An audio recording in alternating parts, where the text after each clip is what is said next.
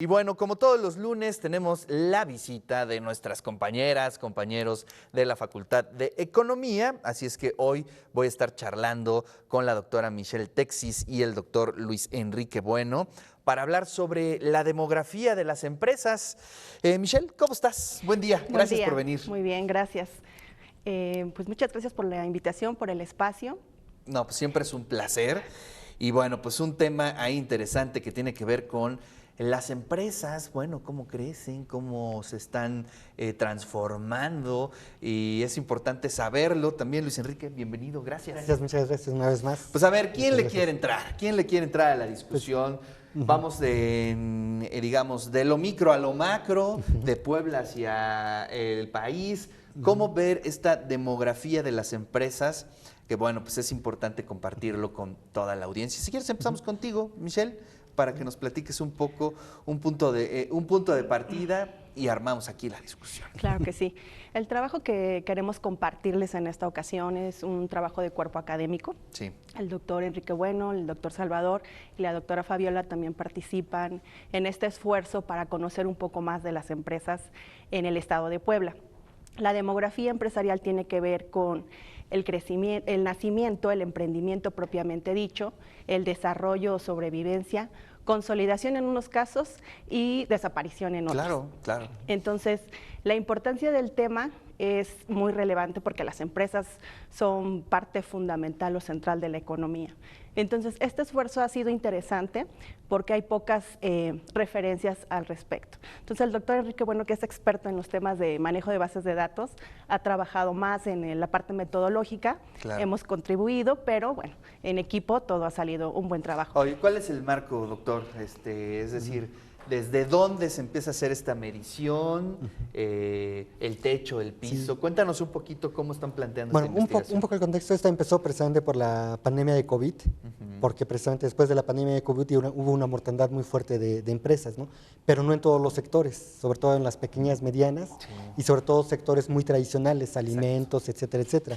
Pero otras empresas tuvieron un dinamismo mucho mayor que el que se pudiera esperar, ¿no? Uno dice, sí, cierto, hubo mucha mortandad, pero no en todos los sectores, se comporta de forma diferente. Con una base de datos del INEGI que se llama DENUE, que proviene de los censos económicos, nosotros trabajamos los datos desde el 2010 hasta 2020, ¿no?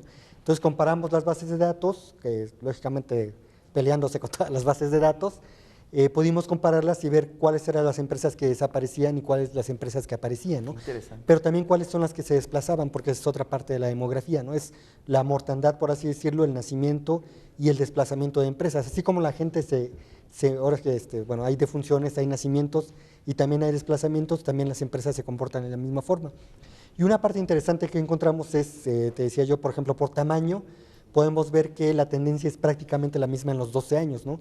Mueren tantas empresas como nacen, pero cuando lo vemos, por ejemplo, por sector de actividad económica, sí vemos que mueren más empresas de las cuestiones tradicionales, por ejemplo, agricultura, caza, pesca, fabricación de alimentos, comercio al por menor, por ejemplo, comercio al por menor, mueren tantas como nacen.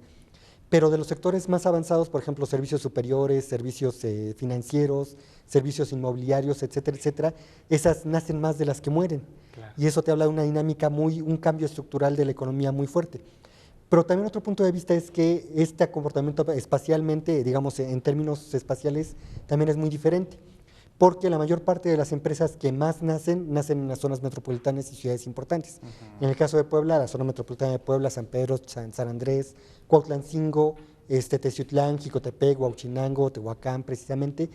Pero al interior de todos los demás municipios son más las que mueren que las que nacen. Claro. Entonces eso te habla precisamente de una disparidad regional muy fuerte en cuanto a la dinámica económica y dinámica propia de las empresas, ¿no? Wow, pues y esa parte la estamos explotando. Analizando. A ver, pues vayamos poniendo algunos ejemplos, ¿no?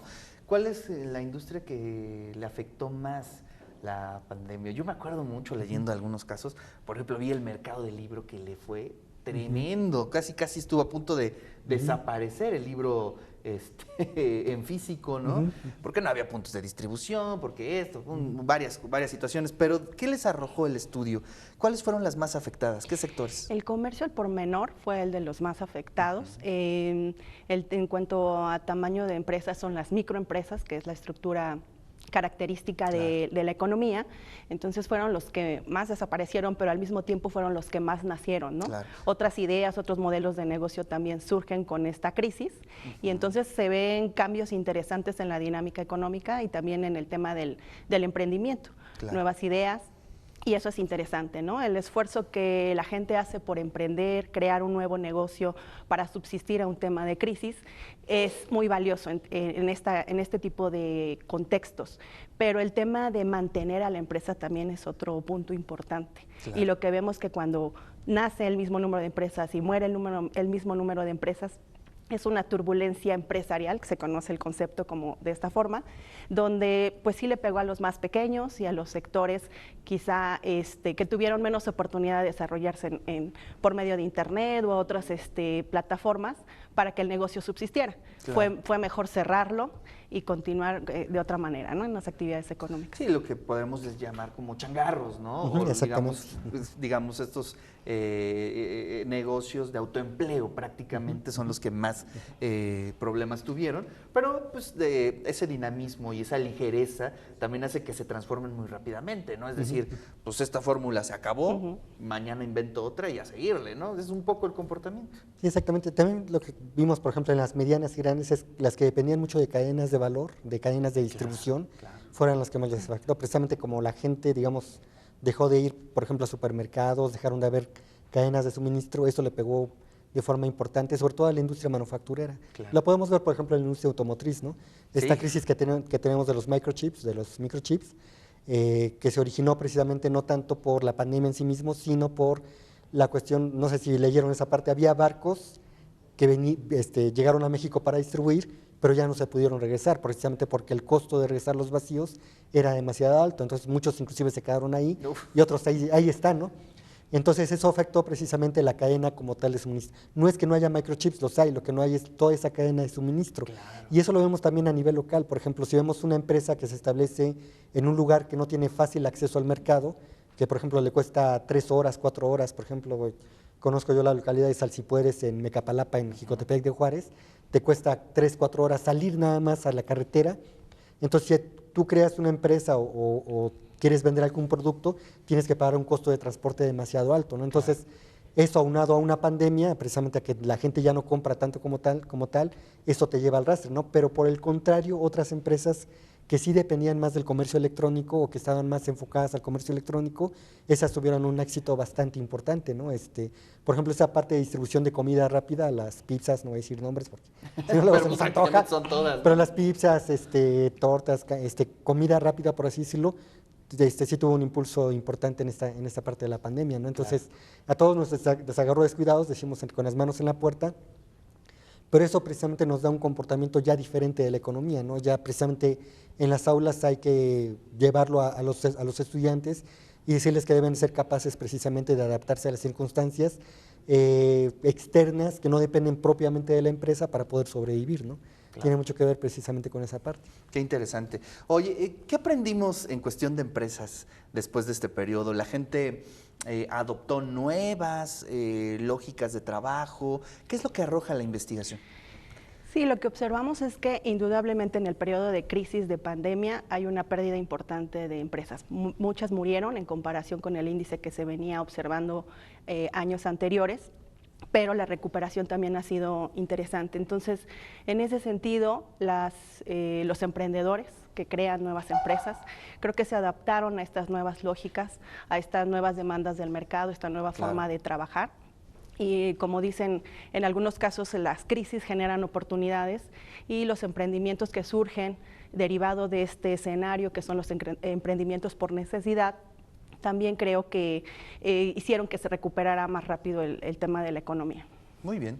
Bueno, pues ¿cuándo vamos a leer el artículo de esta investigación? Bueno, ¿ya está publicado? ¿En qué proceso van? No, tenemos un capítulo del libro precisamente que ese también, si nos das oportunidad, podemos venir a presentar el libro como tal. Claro. Pero más adelante todos esos procesos sabes que tardan un poquito de tiempo, ya tenemos ahora sí el borrador final listo para poderlo enviar a una revista muy prestigiosa, tampoco va a ser comercial, pero para que puedan evaluarlo y puedan ver si lo podemos publicar, pero yo creo para el otro año podría estar, pero lo que sí ya estamos trabajando es el libro. Así es. Bueno, pues ahí estaremos atentos. Muchas gracias por Muchas visitar gracias, aquí Néstor. el Al estudio de contrario, TV WAP y siempre aprovechamos el momento para mandarle un gran abrazo a toda la comunidad de la Facultad de Economía, que bueno, está presente aquí en el De Eso Se Trata todos los lunes.